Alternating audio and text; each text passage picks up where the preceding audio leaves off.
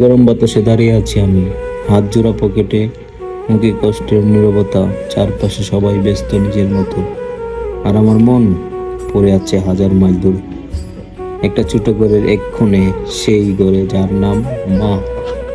মা, তুমি জানো এই বিদেশের ভালো খাবারগুলো এখন বিরক্ত লাগে। তোমার হাতের ডাল বা একটা ভর্তা, সেই স্বাদ ছিল শান্তি।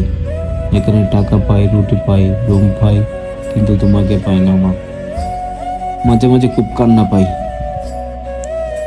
তুমি যখন বলতা বাবা সাবধানে থাকিস, তখন বিরক্ত লাগতো।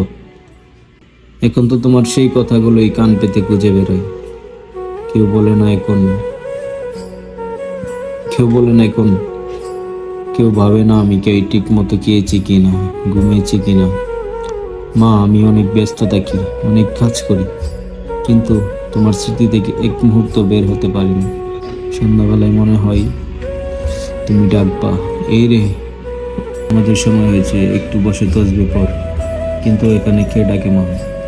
মা, তুমি থাকলে এই প্রবাসটা ঘর হতো, আর নিঃশব্দ রুমটায় তোমার গলার শব্দটা বাজলে আমি বাঁচতাম।